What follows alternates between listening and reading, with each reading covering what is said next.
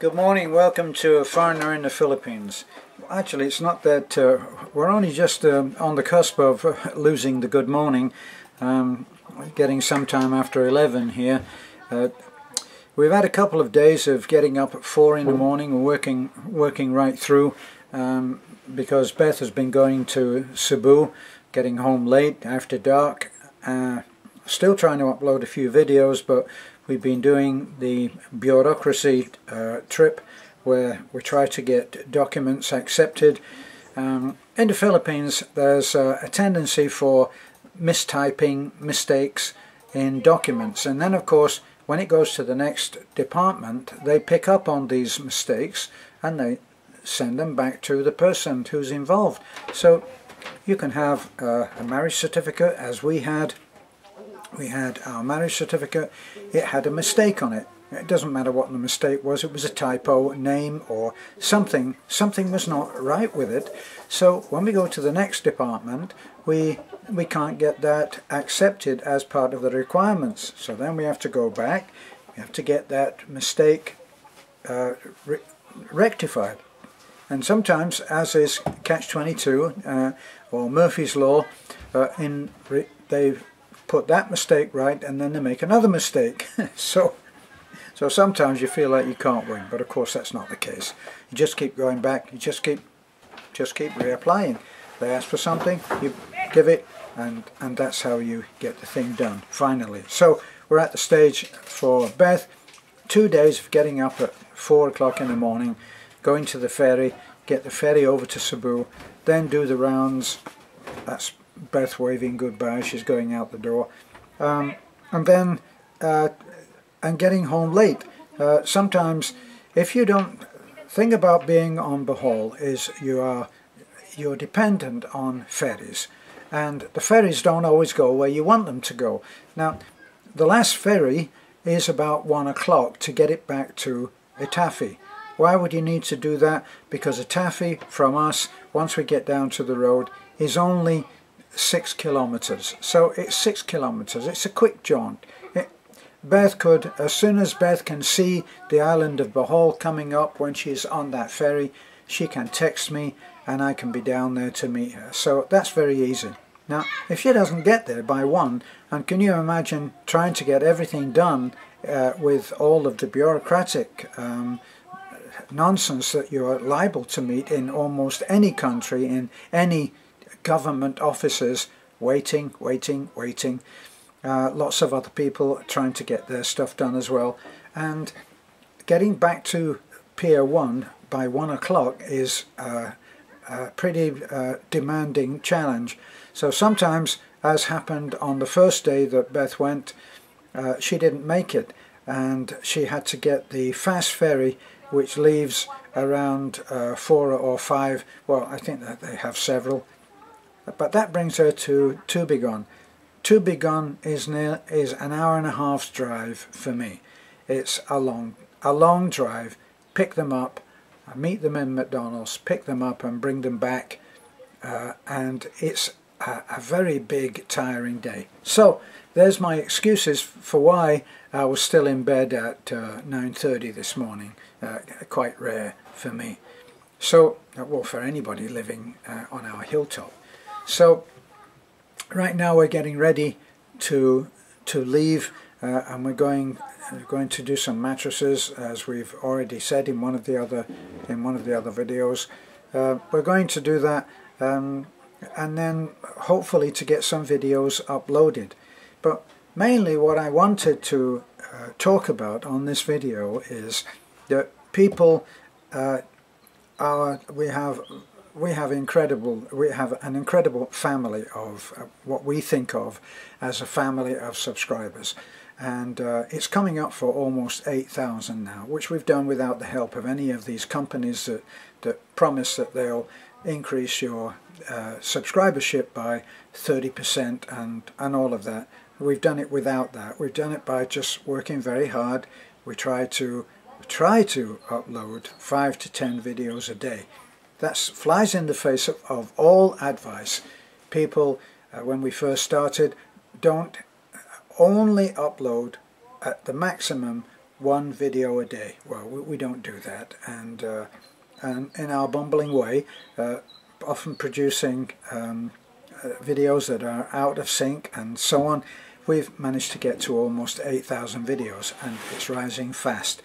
One of our subscribers, Model, she did some research, and she did some counting of the numbers, and up to about a month ago, when she messaged us, she says, you've been adding subscribers at the rate of over 30. I think it was about 35 or 36 new subscribers every day. So it's rising fast, and we're very grateful for that. Well, one of our subscribers said, and it's a message that's repeated time and time again, saying about our Beth and I said right at the beginning we were going to be transparent. We were not going to hold back any little details about how we do what we do, which is to help. So we decided that we were going to be transparent to a fault. Now that means in everything. When large sums of money, which we certainly handle on behalf of our subscribers, I'm talking in pesos now, it's not a great deal of money to anybody that's dealing in pounds or dealing in dollars, but for us it's thousands and thousands of pesos. So we decided that we would be extremely transparent on that, and our subscriber said, you don't owe it to anyone to be transparent about what you do with your own money. It's your money, and you are entitled to your privacy and to do with your money what you will. Well, let me explain why I would appreciate that. It goes without saying that I appreciate anybody that takes the time to support us in a way like this, saying, look, you don't owe anybody anything on this. But think about it for a moment. If people are trusting you with money, and you are in what amounts to a public forum, then you really are beholden to those people who trust you to show that you are trustworthy. So we believe that every day that we go online, we are presented with a side challenge of proving yet again that we are trustworthy. That's my view. That's how I operate. You may think of it differently, and I respect your opinion, but my opinion and the opinion of Beth, we are in equal partnership. We just believe that we should show that we are being honest. It's not enough to be honest. You have to be seen to be honest. And that is why we are transparent about buying our truck. Now, if at some point in the future someone wants to ask a question about this, I don't have to start thinking, oh God, what did I do then? What did we do? We have a video on it, and I can say, go back and type in, search, buying a truck, and you'll see a video, and you'll see what we did, blow by blow, as it happened on buying the truck. And so we have now agreed with the company that we're going to get a truck. We agreed a price of 350,000. It's a bongo. We think that it will meet our needs.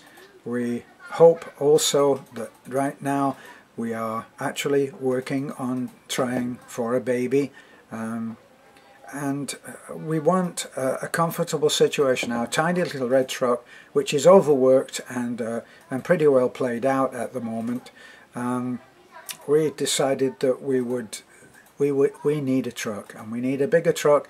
We need something that will take the family, and we need something that will take our new, hoped for, prayed for family.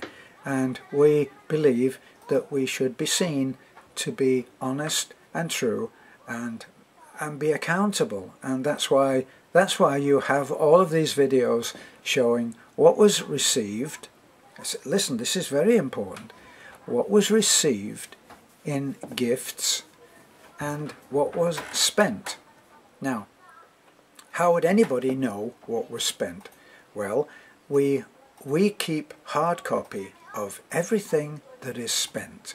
That's workers' pay, receipts for materials that we have. We have it all in hard copy. Why would we do that? Because at some point, if we were required to show what we had done, believe me, I can't remember what I did 3 weeks ago on a Tuesday. What did I do? I would have no idea. And even Beth, as young and sharp as she is, probably wouldn't know either. So we have everything written down. We can be seen to be honest and true and loyal to our subscribers. And yes, I understand people who say that we don't owe anything to anyone as to what we do with our own money. But we are public and we're under scrutiny, and the best way to defend ourselves against any possible accusations is to be totally open. It really works out. Money in, money out. And it can be seen to be happening. We don't have to say, oh, I remember that 5 months ago we got, how much was it? And then we paid out, how much was it? We don't have to do that. Anybody has a question, we can say, go look at the video. And that's what we do. So that's what this little, well, not so little, I see it's 11 minutes on my reminder, my blabbermouth reminder. And we're finished here. I hope it cleared a little. Oh, who's this? Yeah, and we just want to say thank you to those who personally sent gift to us. Excuse me. Thank you so much. Who are you? I'm Beth. Thank you so much to those who sent personally gift to us since from the very beginning. Thank you very much, because those gifts is part of the reasons why we able to do the operations. We're gonna buy a truck out of that also. So thank you so much who sent personally gift to Terence and Beth. Thank you very much.